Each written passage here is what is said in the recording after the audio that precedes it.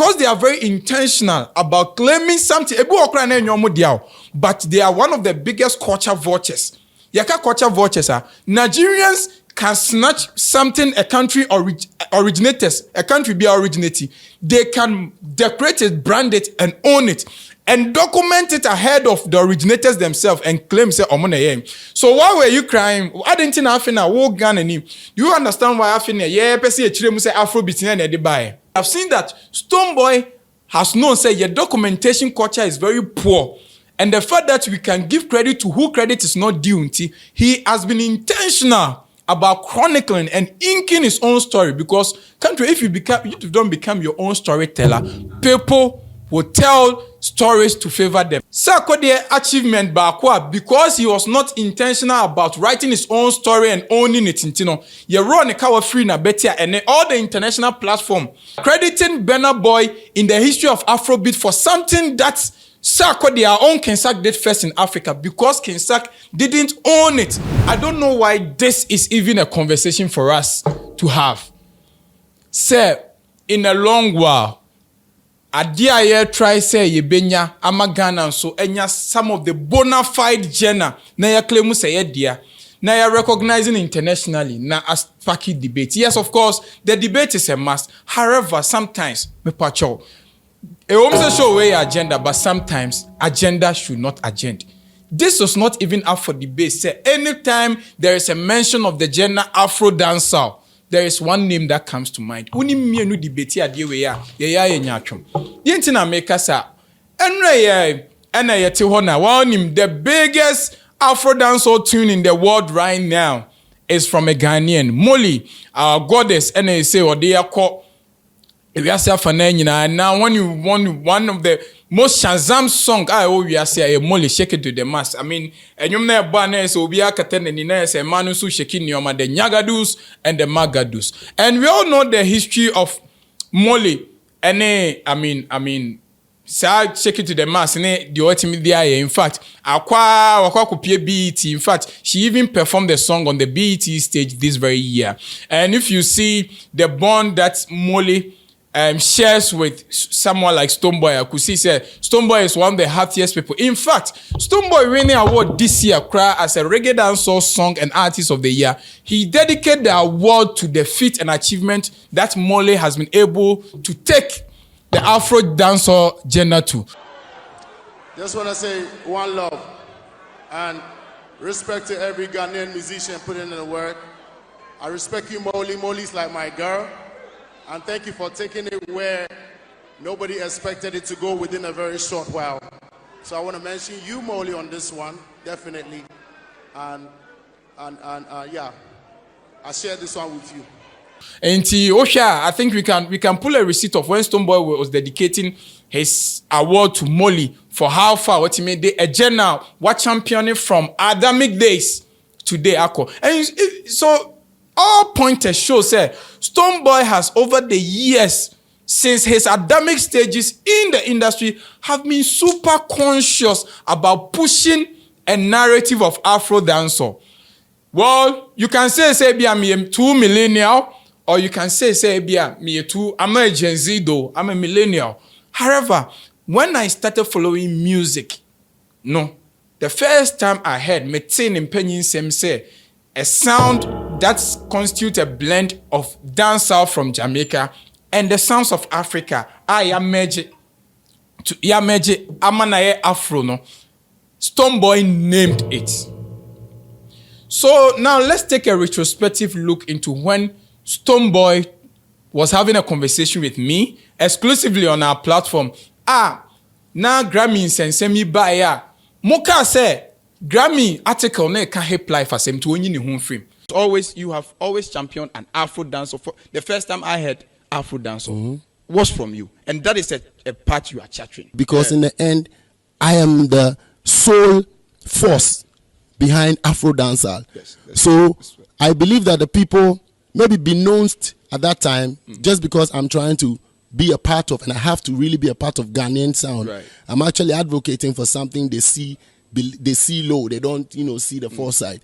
I'm grateful that I have a table for my own, which is Afro dancehall, which has a lot of people going sitting going to be able to sit around it very soon. And I believe that in a year or two, or anybody who is discerning would also capture a full story about that style. Then they will understand that right from the times of Kojo Enchi, right from the times of Sonny Bali, Yogi Dogi, Terry Bonchaka, and even Rutai and more, General Marcus, Black Prophet, Vibration Kings, and even more that we don't know, Roots Anabo, they will realize that I'm not doing anything different. I'm only burning the torch.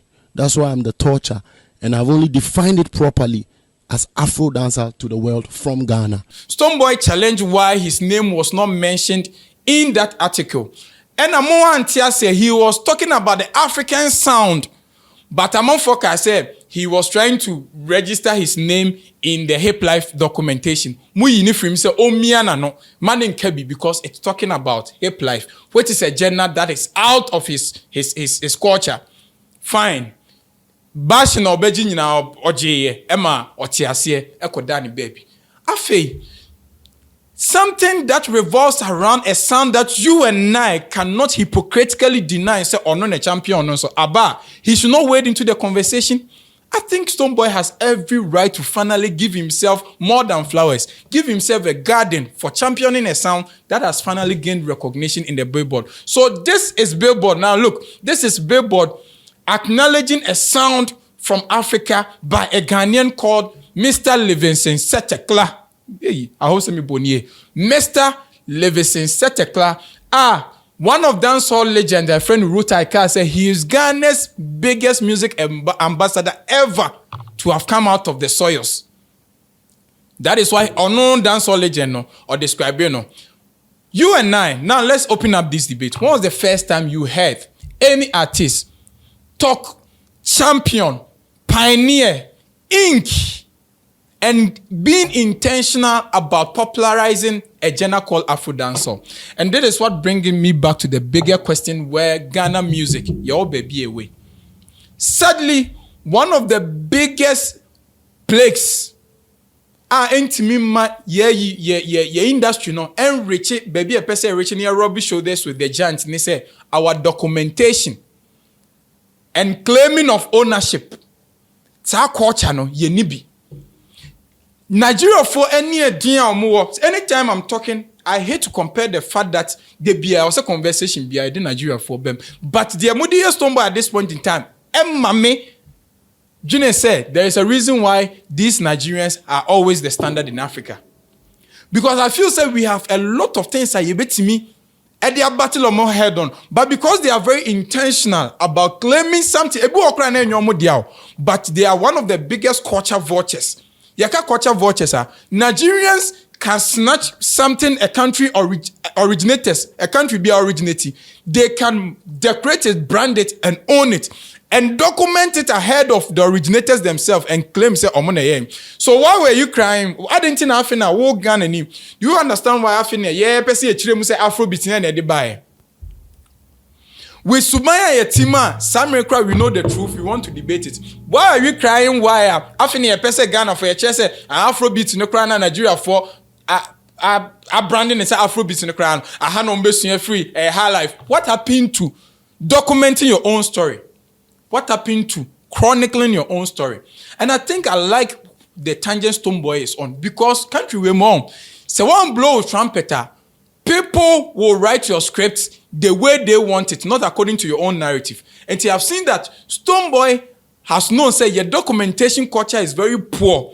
And the fact that we can give credit to who credit is not due, he has been intentional about chronicling and inking his own story. Because, country, if you don't become your own storyteller, people will tell stories to favor them. That is why I'm saying, say, until, say, a behu story, no, always the story about the hunter and the animal will favor the hunter.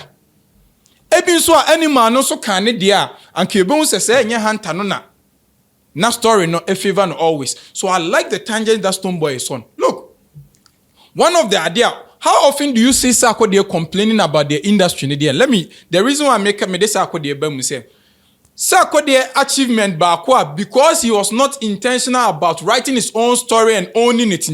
Ye run a cover free na betia and all the international platform, Complex UK, crediting Burna Boy in the history of Afrobeat for something that Sarkodie our own King Sack did first in Africa because King Sack didn't own it. Because King Sack was not vocal and was laid back about it. Meanwhile, you had done this achievement.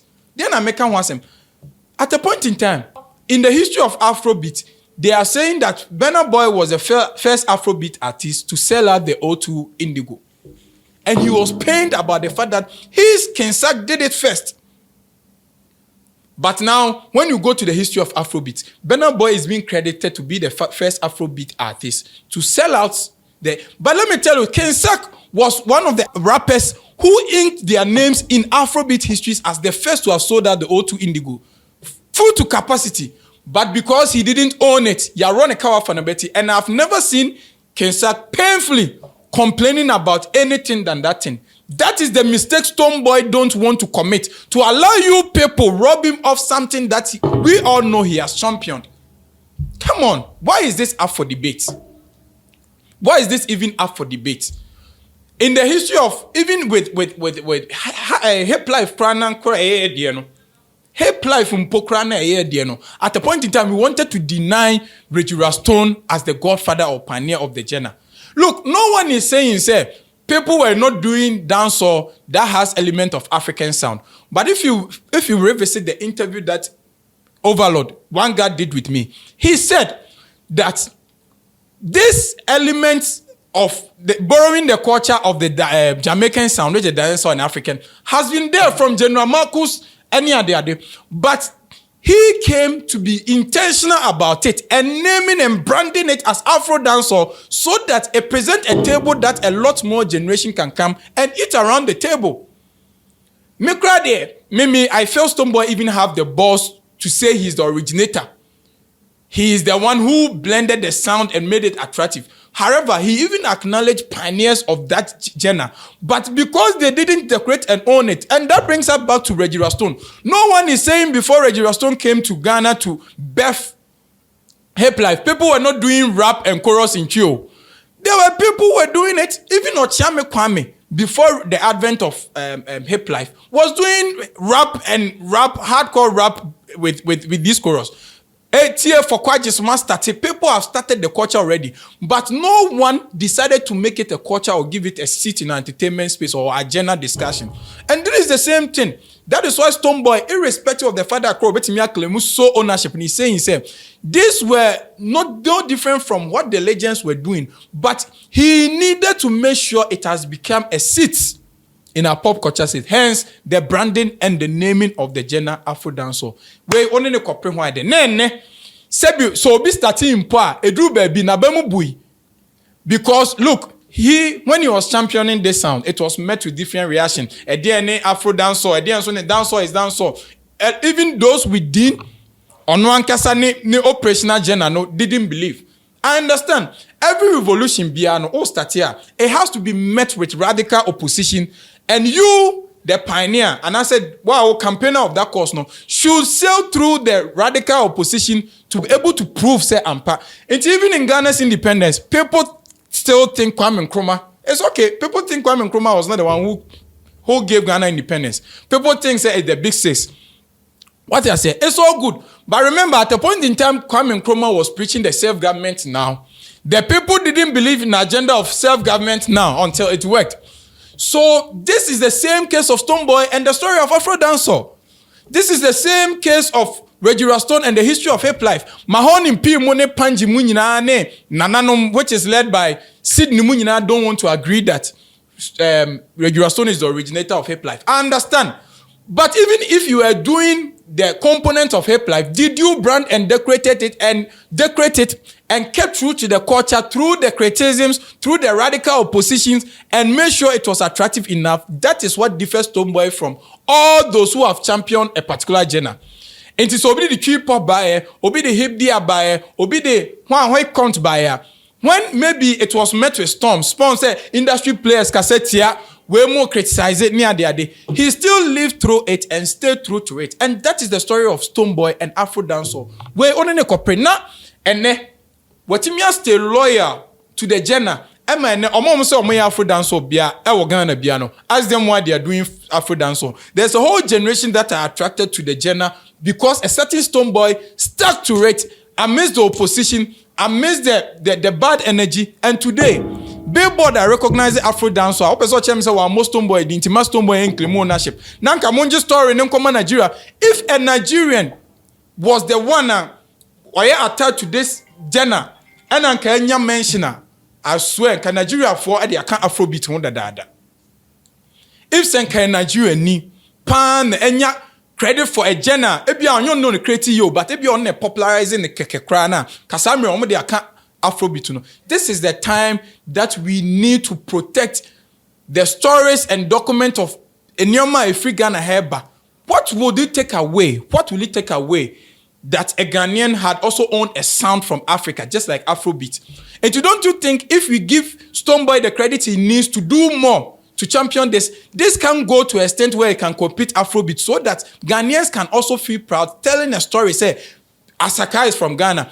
Even in High Life, Krampono, people are trying to debate that High Life is not from Ghana. And if you have had a mention in such an enviable platform, why do we want to take a credit for someone who was intentional over the years about championing a sound that has gained international recognition? Look, sometimes we have to seize the freedom of speech from people, because this is not even something that the article was emphatic. Afrodancehall, whether you were doing music that borrowed African sound and dance or whatever, you have no idea how it came this far to gain recognition. Now, Opese will take credit now. So Ghanaians must be intentional about protecting documentaries of people who have achieved certain things. Mama we nya one of those agenda. Emma Nigeria ni mbambe fa adene blending nkonemu ne foforo na mfa credit ni mano. You and I have a duty to protect Stonebwoy and make sure say history becomes kind to the gentleman for being true to a culture that has now gained international recognition. Whether you like it or yes, this is not even up for debate, and I don't even need your opinion on this, because you said they are doing than one fan to a free talk. Congratulations to Overlord Stonebwoy for officially giving Ghana a seat and recognition on Billboard as the originator of Afrodancehall that has birthed one of the biggest songs in the world with Moly. Congratulations. We all support you on this. And I don't think that this is even something that you should even worry yourself over, because this is so evident that you were loyal to this cause. And we all know, say you've paid your dues and you deserve the garden beyond flowers that you need. So congratulations to Stonebwoy, and history will forever remember you for making this possible for Africa, not only Ghana. This is my take, and this has been the agenda. Say Kutu, say Bam. My name is MC Portfolio. Catch you on the flip side.